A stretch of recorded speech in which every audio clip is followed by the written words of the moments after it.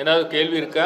FCRA மூலமா நாட்டுடைய இறையாண்மையும் வெளிநாடுகளிலிருந்து மதமாற்றத்துக்காக கட்டாய மதமாற்றத்துக்காக பயன்படுத்துறது பணமாகவோ அல்லது உள்நாட்டுக்குள்ள பயங்கரவாத செயல்படுத்துறது பணத்தையோ கட்டுப்படுத்த முடியும். உள்நாட்டுக்குள்ள இயங்கக்கூடிய எந்த ஒரு சிறுபான்மையின அமைப்பையோ இது தொந்தரவு செய்யாது அப்படின்னு மத்திய அரசு சொல்றாங்க. அதாவது சார், நீங்கள் நிழலை பார்த்து கூட பயப்படலாம். நீங்கள் வந்து ஒரு சட்டம் இருக்குது.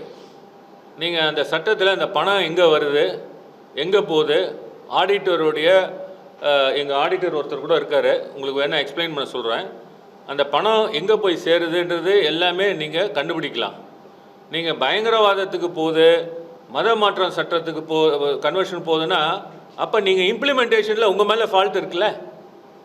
நீங்கள் அதிகாரிகள் இந்த பணம் எங்கே போகுது, எப்படி யூட்டிலைஸ் ஆகுதுன்றது உங்களால் பண்ண முடியும், பாதுகாக்க முடியும். அப்படி போனாலும் உங்களால் அட்டாச் பண்ண முடியும். அவ்வளவு உங்களுக்கு வந்து பவர் இருக்கும்பொழுது இந்த இது ஏன் நீங்கள் எடுத்துக்கிறீங்க? இந்த மாதிரி ஒரு சட்டத்தை ஏன் கொண்டு வரீங்க? அதுதான் சொல்கிறேன். நீங்கள் நிழலை பார்த்து பயப்படுறீங்க. இது வந்து இது ஒரு காரணம். எதுக்கு எடுத்தாலும் சாவரனிட்டி எஃபெக்ட் ஆகுது அப்படின்னு சொல்கிறது வந்து இன்றைக்கி அது போர் அடிச்சு போச்சு. உண்மையான உங்களுடைய எண்ணம் என்ன?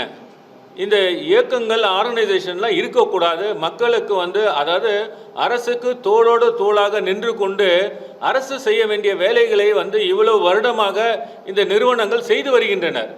ஒரு கவர்மெண்ட் எல்லா இடத்துலையும் போய் ஸ்கூல் ஆரம்பிக்க முடியாது, காலேஜ் ஆரம்பிக்க முடியாது, மன காப்பகங்கள்லாம் பாதிக்கப்பட்டவர்களுக்கு காப்பகங்கள்லாம் பண்ண முடியாது, ஏஜ் ஹோம்ஸ் பண்ண முடியாது. ஸோ இது போன்ற ஒரு ஆர்கனைசேஷன்ஸ், சோஷியல் சர்வீஸ் செய்யக்கூடிய என்ஜிஓஸ் இவங்க தான் வந்து பண்ண முடியும். அது என்ஜிஓஸ்ன்னு ஒரு சட்டமே இருக்குது. ஸோ அப்படி இருக்க பண்ணுற பட்சத்தில் ஏதோ ஒன்று நீங்கள் வந்து காரணம் காட்டி நீங்கள் இந்த வெளிநாட்டு பணம் நீங்கள் அந்த மாதிரி கன்வர்ஷன் யூஸ் பண்ணால் பேன் பண்ணுங்கள். உங்களுக்கு பவர் இருக்குல்ல, அந்த பவரை யூஸ் பண்ணி நீங்கள் பண்ணுங்கள். அதுக்காக இந்த சொத்துக்கள்லாம் அபகரிக்க வேண்டிய அவசியம் இல்லையே. இப்போ அபகரிப்பு தானே இது. இந்த மாதிரி பண்ண முடியுமா? இப்போ நம்ம வீட்டில் வந்து திடீர்னு என் சொத்தை எடுக்கிறேன்னு சொன்னால் எப்படி அதை ஒத்துக்க முடியுமா? அதே போல் தான் இப்போது வெளிநாட்டிலேருந்து பணம் கொடுத்தாங்க. வெளிநாட்டிலேருந்து ஏன் பணம் கொடுத்தாங்க? இந்த ஸ்கூல்ஸு காலேஜஸ்ஸு இந்தியாவில் வந்து ஏழ்மையாக இருக்குது, இந்த நாடு ஏழ்மையாக இருக்குது, கல்வி வளம் பெறணும், சுகாதாரம் வளம் பெறணும் அப்படின்னு சொல்லி ஃபண்ட்ஸு கொடுக்குறாங்க. டோனார் வந்து இந்த பர்பஸ்க்காக யூட்டிலைஸ் பண்ணுறாங்க. அவங்க கொடுக்குறவன் இதுக்காக பர்பஸ்க்காக கொடுக்குறாங்க. இப்போ நீங்கள் வந்து அந்த பர்பஸ் யூட்டிலைஸ் ஆகுதா இல்லையான்னு பாருங்கள். ஹாஸ்பிட்டலுக்கு போகல, இல்லை ஸ்கூலுக்கு போகல, காலேஜுக்கு போகல அப்படின்னு சொன்னால் நடவடிக்கை எடுங்க. அதுக்காக அந்த சொத்தை அபகரிக்க முடியாதுல்ல. அதுதான் இதை எதிர்த்து இந்த கூட்டுக்குழு நடவடிக்கை வருகிறது.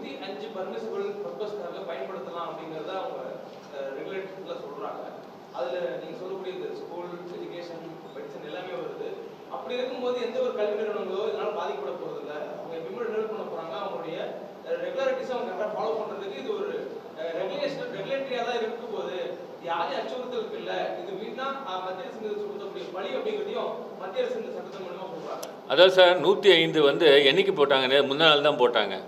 அது வந்து நீங்கள் நல்லா படிச்சிங்களா எனக்கு தெரியல. அது வந்து ஏற்கனவே உள்ள சட்டம். நான் பேசுவது வரப்போகிற சட்டம். நான் பேசுகிறது மசோதா பற்றி தான் பேசுகிறேன். ஏற்கனவே உள்ள சட்டம் நீங்கள் கரெக்டாக சொல்லிட்டீங்க.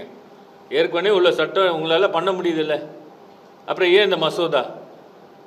இப்போ உங்கள் கேள்வியே ஏன் இந்த மசோதா தான் நீங்கள் கேட்குறீங்க. நன்றி.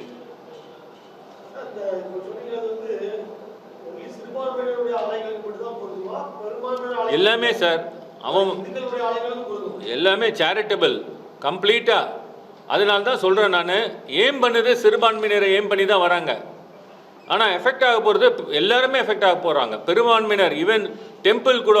இப்போ ஒரு டெம்பிள் நீங்கள் பாருங்கள், ஃபாரின்லேயே போய் டெம்பிள் கட்டுறாங்க.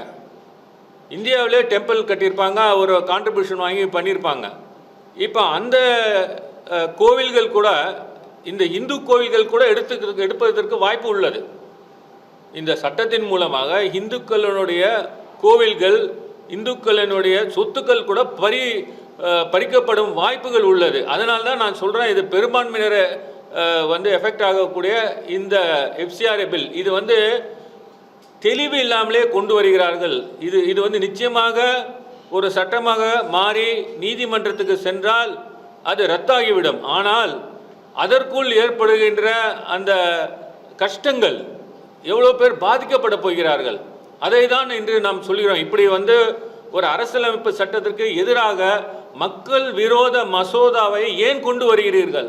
இது கொண்டு வரக்கூடாது. நிப் அட் த பட், முளையிலே கிள்ளி எரி. அதனால தான் நாங்கள் வந்து இந்த கூட்டுக்குழு எடுத்த நடவடிக்கை இந்தியா பூராவும் சென்று இதை பற்றி எல்லோருக்கும், எல்லா தரப்பினருக்கும் புரியும்படியாக சொல்லி வருகிறோம்.